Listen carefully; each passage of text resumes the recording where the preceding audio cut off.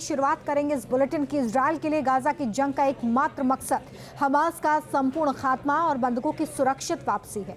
लेकिन राफा में हमास की एक सुरंग से 6 इजरायली बंधकों के शव मिलने के बाद गाजा में जंगी हालात 180 डिग्री टर्न ले चुके हैं। बंधकों के शव मिलने के बाद इजराइल में नेतन्याहू के खिलाफ लोगों का आक्रोश फूट पड़ा है।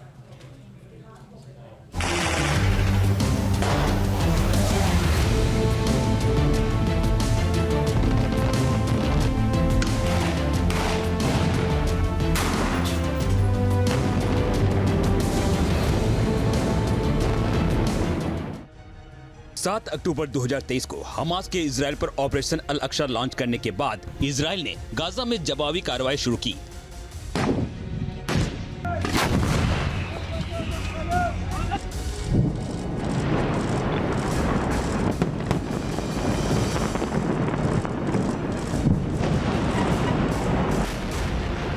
गाजा जंग के दौरान 2 बार युद्ध विराम हो चुके हैं। बंधकों की हमास और फिलिस्तीनी कैदियों से अदला बदली भी हुई है। कुछ बंधकों को इजराइल सेना ने हमास के कब्जे से रेस्क्यू भी किया है, लेकिन अभी भी हमास के पास दर्जनों इजरायली बंधक हैं। लेकिन बीते 24 घंटे में गाजा में कुछ ऐसा हुआ है जिसे इजराइल हमास के बीच जारी जंग के थमने की उम्मीद टूटती नजर आ रही है।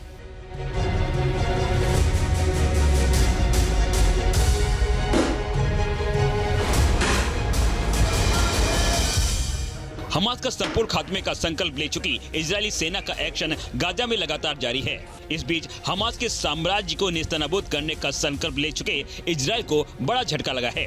दक्षिणी गाजा के सुरंग से 6 बंधकों के शव बरामद होने के बाद से तेल अवीव से लेकर पेंटागन तक हड़कंप मचा हुआ है।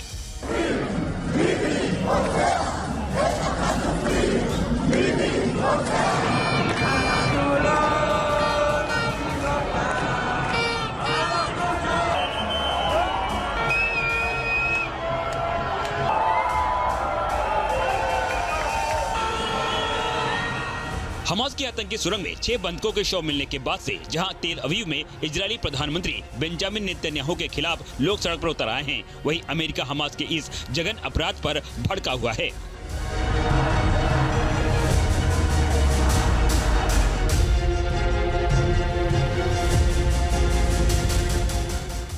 ओरी डेनिनी, एडन येरूशलामी, अलेक्जेंडर लोबानोव, अल्मोग करुशी, हर्ष गोल्डबर्ग पोलिन, कार्मेल गैट, 2 महिलाएं और 4 पुरुष। ये तस्वीरें उन्हीं बंधकों की हैं जिन्हें हमास के आतंकियों ने बेरहमी से मार दिया है। मारे गए बंधकों में इजरायली अमेरिकी युवक हर्ष गोल्डबर्ग पोलिन का भी नाम शामिल है। इसके साथ ही 23 वर्ष के गोल्डबर्ग पोलिन की रिहाई सुनिश्चित करने के लिए उसके माता पिता के चलाए जा रहे अभियान का भी अंत हो गया। इजरायली सेना का कहना है कि जब तक वो बंधकों तक पहुँचते उससे पहले ही हमास के आतंकियों ने उन्हें मार दिया। बंधकों की पोस्टमार्टम से जो खुलासा हुआ है वो हमास की क्रूरता को बयां करता है, क्योंकि हमास के आतंकियों ने पॉइंट ब्लैंक रेंज से बंधकों को गोली मारी। इजरायल सेना के प्रवक्ता रियल एडमिरल डेनियल हगारी ने रविवार को कहा कि हमारे उन्हें बचाने से कुछ समय पहले ही उनकी निर्मम हत्या कर दी गई। पिछले हफ्ते काहिरा में हुए बंधकों की रिहाई के लिए वार्ता नाकाम हो गई थी। उसके बाद से ही इजरायल गाजा में अपनी कार्रवाई तेज किए हुए है।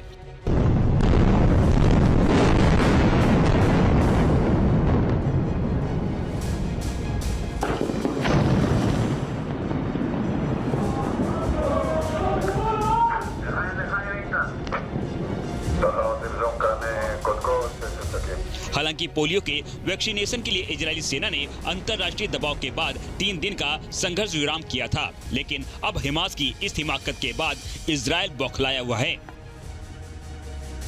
अभी कुछ ही समय पहले इजराइल ने अपने एक युद्ध बंदी को हमास के चंगुल से छुड़ाया था। करीब करीब उसी जगह 6 और युद्ध बंदियों को इजराइल छुड़ाने ही वाला था कि उससे कुछ ही मिनट पहले हमास को जब इसकी भनक लगी तो उन्होंने उन 6 के 6 युद्ध बंदियों की हत्या कर दी, जिनमें एक अमेरिकी नागरिक भी था।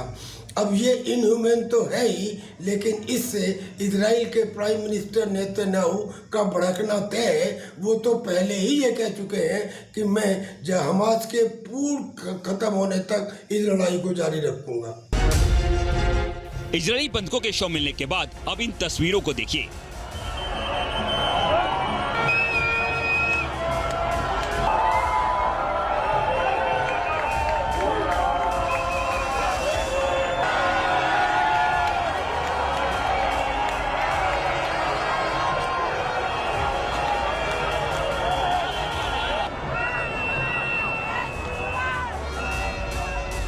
बंधकों की शव मिलने के बाद रविवार को इजरायली सड़कों पर उतर आए। इजरायल की जनता ने नेतन्याहू सरकार के खिलाफ मोर्चा खोल दिया है। ये तस्वीरें इजरायल के लोगों की गुस्से की हैं।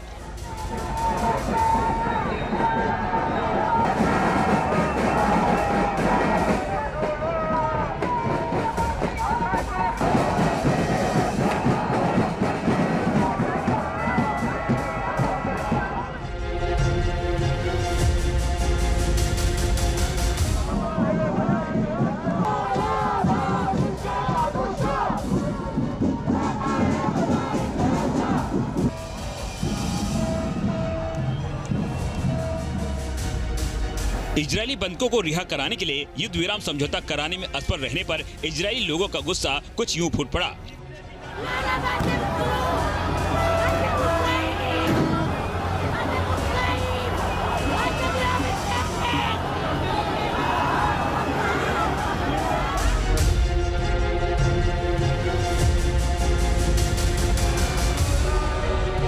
तेल अवीव में अकेले 3 लाख लोग जुटे, जबकि 2 लाख से ज्यादा लोगों ने देश भर में विरोध प्रदर्शनों में हिस्सा लिया। लोगों की मांग थी कि पीएम बेंजामिन नेतन्याहू हमास के कब्जे में शेष 101 बंधकों की रिहाई सुनिश्चित करें।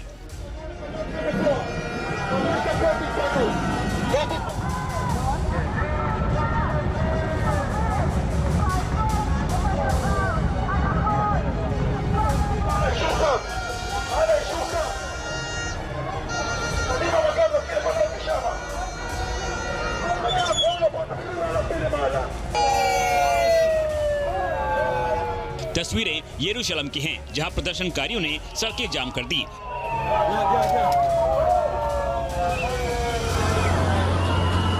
और पीएम आवास के बाहर प्रदर्शन किया। वीडियो फुटेज में देखा जा सकता है कि तेल अवीव का मुख्य राजमार्ग मारे गए बंधकों की तस्वीरों वाले झंडे लिए प्रदर्शनकारियों से भरा हुआ है।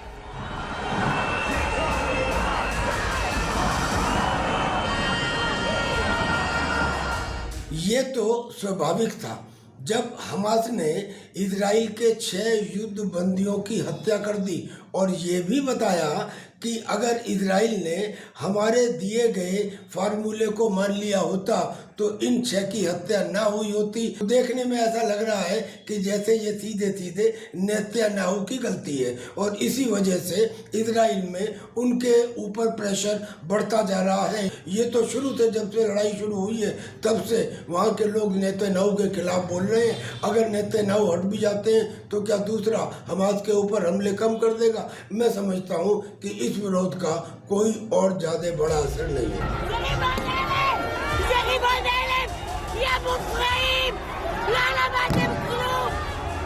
हालांकि नेतन्याहू सरकार के खिलाफ आवाज बुलंद कर रहे इन प्रदर्शनकारियों को तितर बितर करने के लिए पुलिस ने स्टन ग्रेनेड, फोम और बम का इस्तेमाल किया। इस बीच इजरायल के पीएम बेंजामिन नेतन्याहू ने कहा है कि इजरायल तब तक आराम नहीं करेगा जब तक कि वो जिम्मेदार लोगों को पकड़ नहीं लेता।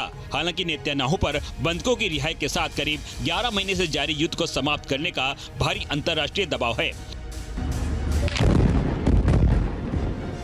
गाजा में इजरायली सेना के एक्शन के बाद से लगभग 23 लाख लोग प्रभावित हुए हैं। गाजा पट्टी का एक बड़ा हिस्सा अब खंडहर बन चुका है। हमास का साम्राज्य भी करीब करीब सिमट चुका है।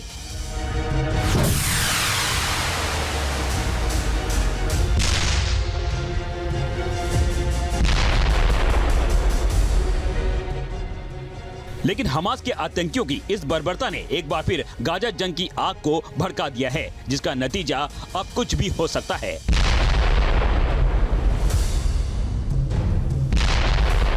टीम